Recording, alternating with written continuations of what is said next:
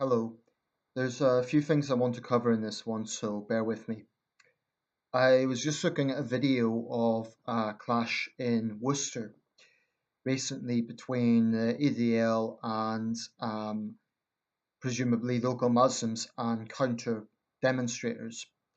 Now, I've tried to look a bit into the background of this and what the specific confrontation was all about.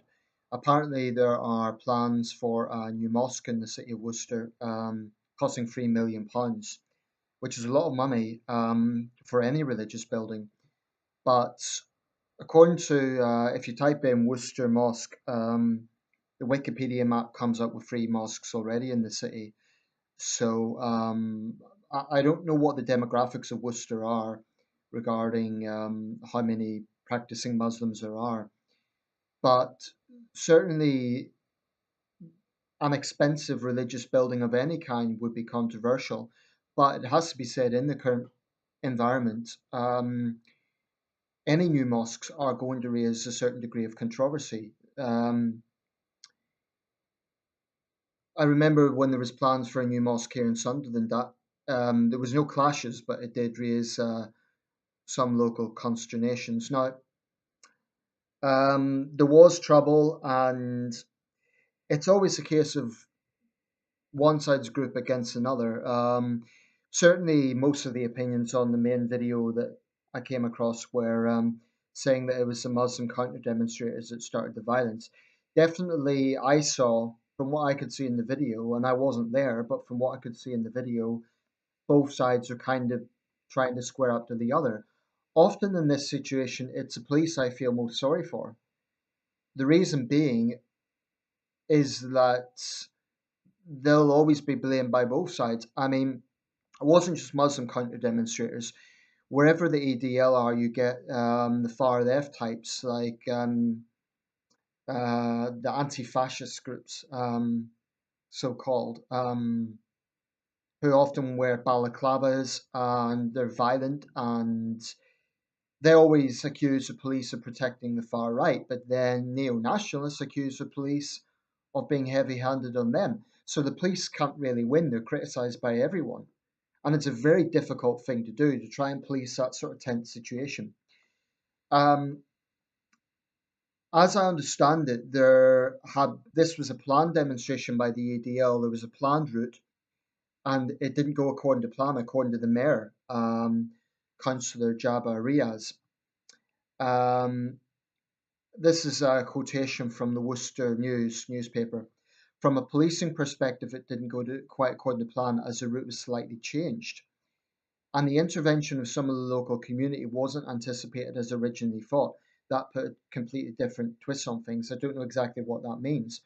But if that meant that there had been a planned route that the EDL had put forward, and that was going to be the route, and then it had to be changed because of counter demonstrations, I think that's wrong.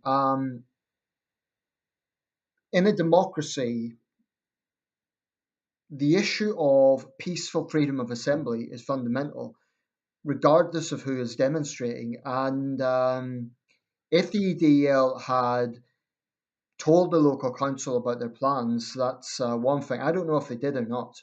The EDL doesn't always do that. They often just spontaneously, well, not spontaneously, there's always organisation, but if they had pre-planned this, if they had told the council and the police of their plans, then I don't think the route should have been changed, because they had went down the right approach. Now, I want to be absolutely crystal clear. I'm not a fan of the EDL. I don't like their approaches. Um, and I don't care if you're a member of the EDL what you think of me, because quite honestly, this is the sort of issue where you're going to get fingers pointed at you by both sides. So be it. I'm not a fan of the EDL because I don't like the whole football casual image. And the EDL was basically set up by football casuals. That's the whole image. It's about acting like a bunch of rowdy football hooligans, shouting England at the top of your lungs. They tend to be very male dominated, which is interesting. There's very few women in these demonstrations, which is interesting. But it's they clearly have an image problem, and they say, "Oh, it's just camaraderie, it's just spirits." Well, no, I think there's more to that. I think they do have, frankly, a bit of a hooligan image, and that is not without basis. But what I want to talk about here is because here's the thing: I think there is already plenty of scrutiny of neo-nationalist groups, and I think there should be. But there is not anywhere near enough scrutiny of some of the counter demonstrators. And I'm not talking about the Islamists, I'll come to them in a minute. I'm talking about the far left. United Against Fascism, and particularly the anti fascists, are violent groups. Their demonstrators often wear balaclavas, they cover their faces, they attack the police, they cause vandalism. Um, and they confront the ADL and nationals specifically to cause trouble. Um, and like I say, very often the police are torn in the middle of this because the far left say, "Oh, the police are protecting neo-nationalists," as if they expect the police to just stand by and let them attack EDL people. And then the EDL say, "Oh, they're protecting the Muslims," and the far left. So the police, I really have a lot of sympathy for the position they're in. It can't be easy standing between two large groups of screaming idiots. I mean, the EDL will say, well, one reason I don't like their tactics is wherever they go, they use these sort of boisterous, like I say, football hooligan esque, disruptive sort of tactics. Going down High Street shouting England at the top of your lungs is not a peaceful thing. It's disruptive. It's not. I don't think that's patriotic. I think there are much better ways to confront radical Islam. I really do. But, and this is the main crust of the video I want to address, the regressive left, in my opinion, have so much to answer for in terms of the state of tensions that we're seeing in this country. Now, I don't know everything that's going on in Worcester regarding the background of this mosque. I do think because of the current environment, because of the threat we face from Pan-Islamism, wherever there are plans for a new mosque, it has to be robustly scrutinised. Where is the money coming from? Is it being funded by Saudi Arabia? Is it what is the ideology behind it? Will sermons be delivered in English? What will be the policy on women? All these questions need to be addressed um, because there will be a school of thought who says that it's just about catering to the demographics. So if there's a growing Muslim population, then you get more mosques to cater for that. But we have to be assertive about changing demographics because if you get a situation where people are not integrating, I mean, Worcester was also in the news recently for that horrible acid attack. Um, a man in Wolverhampton, an Afghan asylum seeker, had hired gypsy thugs to throw acid in his wife's face, and they ended up throwing it in his infant child's face. That was also in Worcester. Um, the issue there is one of integration, and when you have changing demographics, of course it is going to raise concerns. But the attitude of the regressive left is always you can't talk about it because it's racist. And I think that is so woefully naive. They like to use buzzwords like dog whistle politics. I would say the real dog whistle, if there is such a concept that is going on here, is their appeasement. Of course, you don't want a situation where you get these crude generalizations, and that's what I don't like about neo nationalists. They do have it in for all Muslims, and they do say all Muslims are one and the same. Um, that's polarizing because all that does is drive polarizes those Muslims who do recognize that there is a problem. People like the British Muslims for secular democracy. But right now, if I was to say the main threat facing this country, I don't think it's neo nationalists. I think it's Islamists. And I think it's the useful idiots from the regressive left that placate them. And I think that this trend of neo nationalism that we are seeing is partly a response to that. I think there's always been an issue with racism. And without question, the EDL can say as much as they want they're not racist. You will find blood and soil nationalists among them. They can insist that as much as they want, but you look at any EDL forum, there is some outright um, blood and soil nationalist thinking going on, and that does ultimately morph into white supremacist ideas. I mean, I think what they do is they say, "Oh, we accept everyone except Muslims. We're just combating Islamic extremism." That would be all very well if it was true, but I think when you dig a bit beneath the surface, there is more to them than just combating Islamic extremism. But that's that. The issue here is that there is a real problem with Islamic extremism, and the stupidity and the apathy of the regressive left I find utterly infuriating, because what they are doing is flaming the tensions. They think that by trying to silence debate on these issues, they're helping matters. They're not. Let me show you an example of what I'm talking about. This was an opinion piece in the Eye a few days ago, the Eye newspaper. Now, I've come across this guy before, a journalist called Ian Burrell. I've come across the segment is my view. I'm going to put this down so I can show you.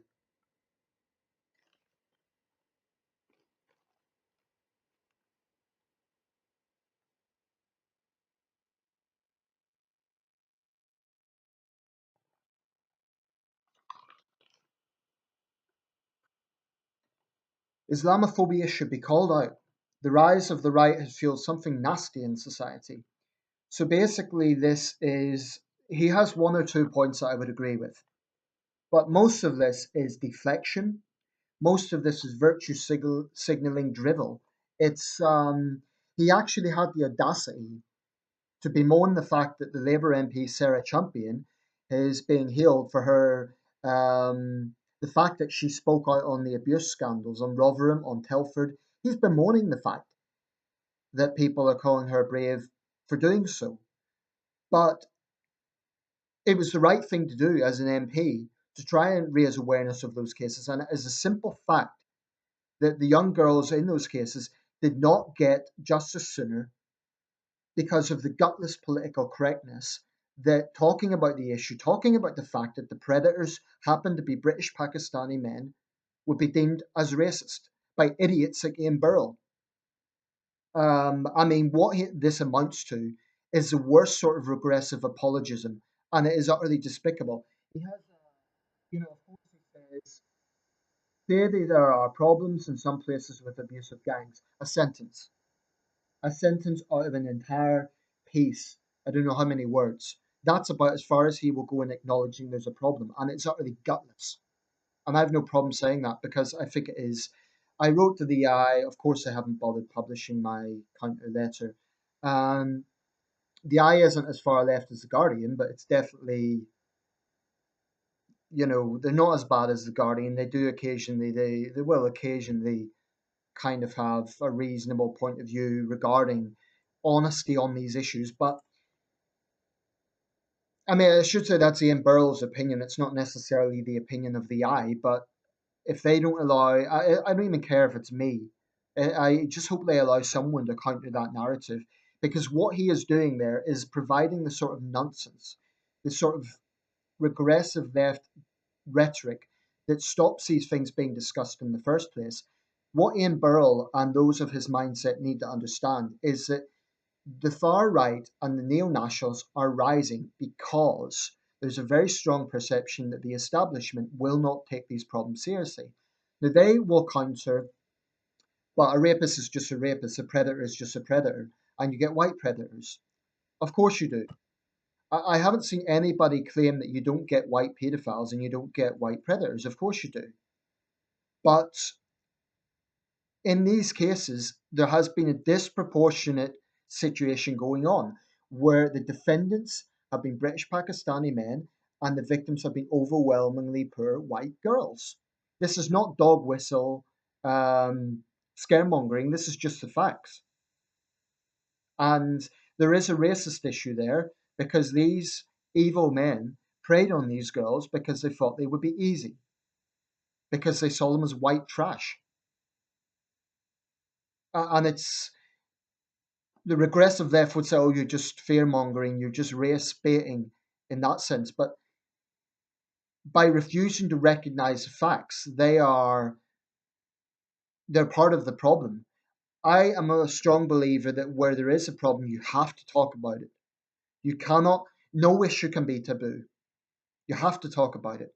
And by refusing to talk about it, by trying to silence discussion every single time, or by trying to, constantly shout racism every time these things are discussed, what they do is they're not just targeting the EDL and Britain First. When the government tries to introduce anti-terror legislation, and then bring terrorism into this as well, because I mentioned Pan-Islamism, when the government tries to introduce any sort of countermeasures against Islamism, what do the regressive left do? Oh, it's Islamophobic. It's generalizing all Muslims. It's not actually. If they bother to look at the legislation, that's not what it's doing. But they are constantly pandering to this victimhood narrative, and it is absolutely not going to help anybody. It's not going to help anybody. I just feel very sad and very frustrated by what I see happening in my country, because I see these rising tensions, and I do think that the regressive left have a hell of a lot to answer for, because their silence, their appeasement, and their hypocrisy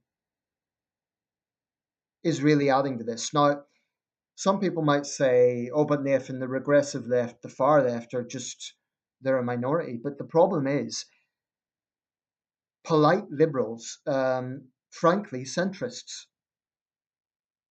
are too often willing to focus on neo-nationalists, but turn a blind eye to the sort of appeasement that the regressive left is showing. And we need more people who are genuine liberals, who are genuine Democrats, to recognize what is going on here, and they will not do that.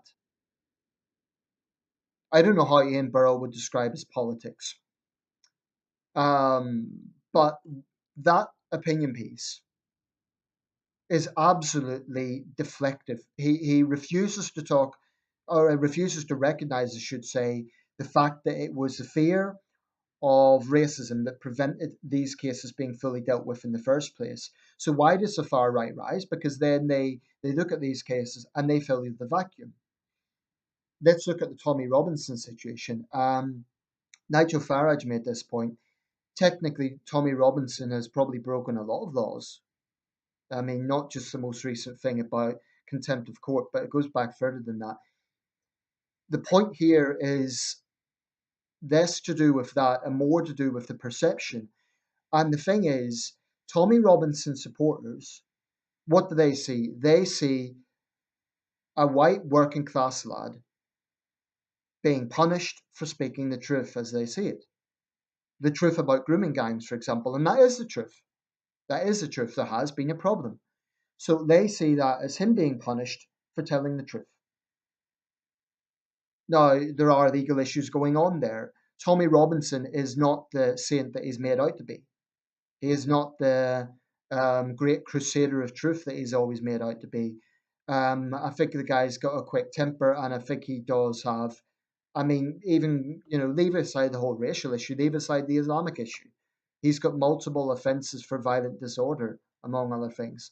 So, I'd be very wary about people holding up Tommy Robinson to be some sort of martyr.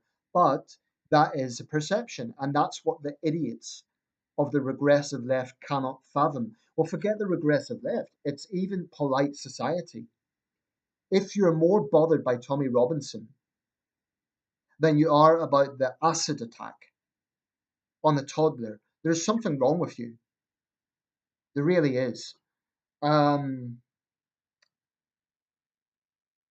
Incidentally, the mayor of Worcester blamed the disorder on a group of hard-headed youths. He didn't name any political ideologies, but he also pointed out that the deputy mayor of Worcester, Aladita, had been present at the counter-protest. That indicates that there are elected politicians that are establishment figures who are actually placating far-left extremism.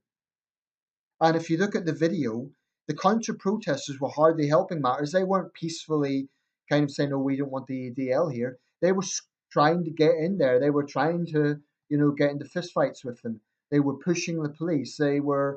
Some of those guys were shouting Allahu Akbar. So do not tell me that is moderate.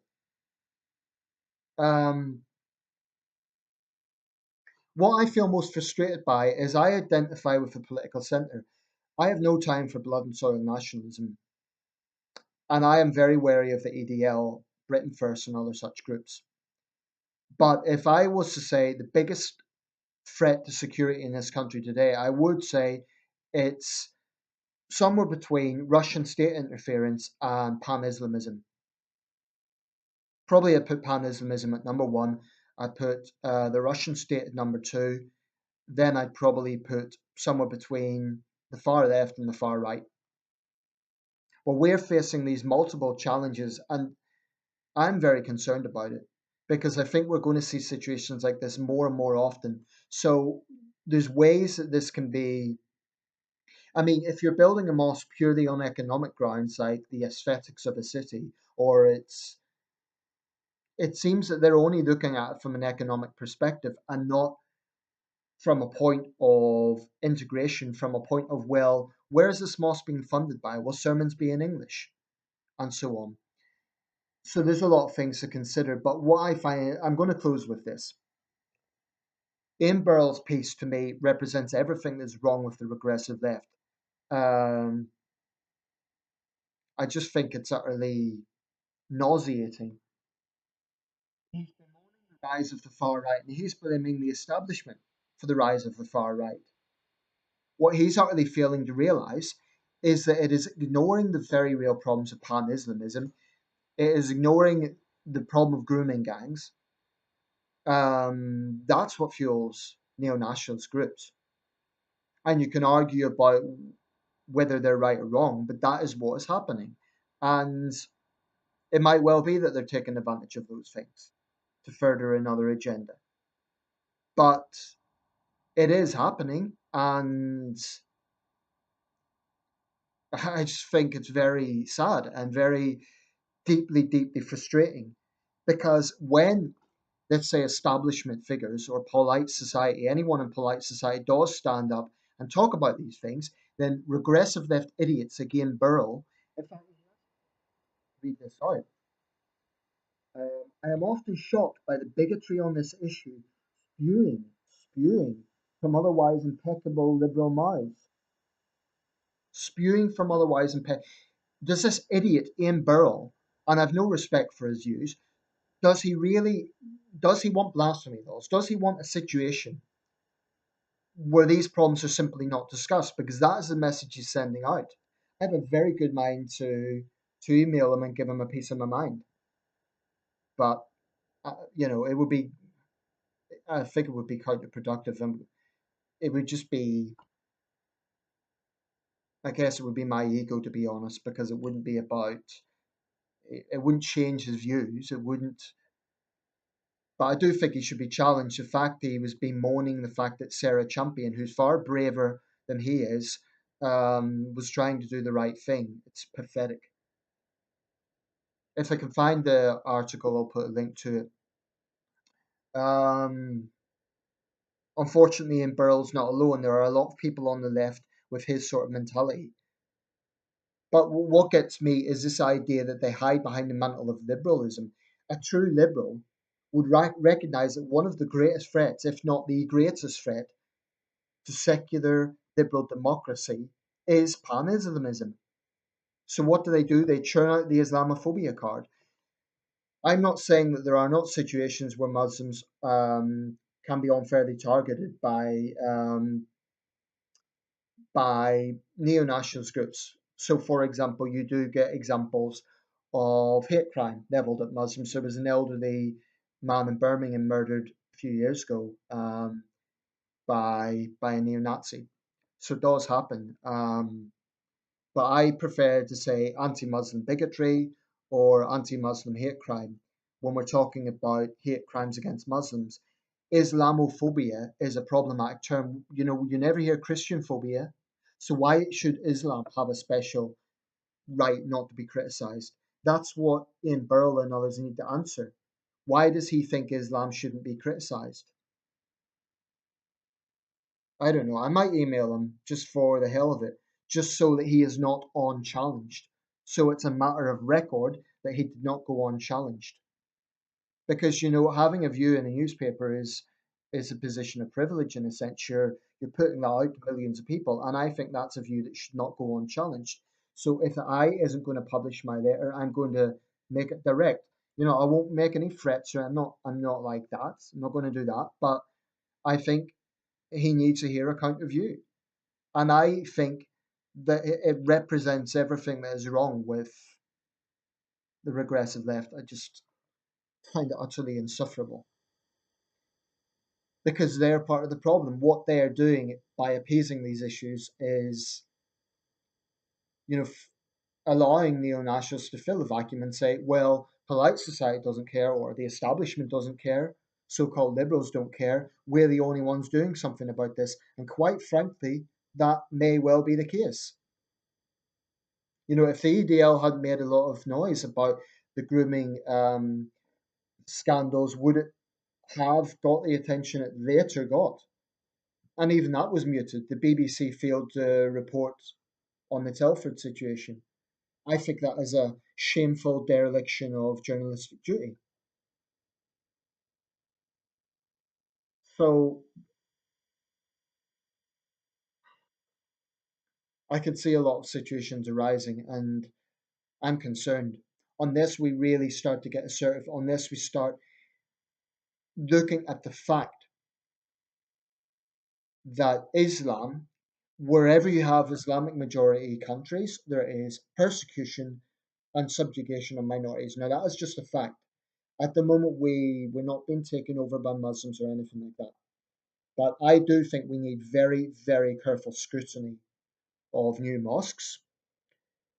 And we absolutely need to be far more honest when we're talking about the issue of Islamic extremism. And yes, we also need to be wary of neo-nationalist extremism. It does happen. Um, from the murder of Joe Cox to potential Anders Breiviks out there, there are extremist groups, Combat 18 and others, who I think are using the Islamism thing as their current cover. 30 years ago, these are the people who would have been putting bricks through Pakistani shopkeepers' windows. So I don't trust them at all. But I do believe they're going to fill the vacuum, because liberals, centrists, won't. I'm a centrist, but I feel centrism as a whole has actually failed to see what is going on here, and I think it is tragic and deeply frustrating. Thanks for watching.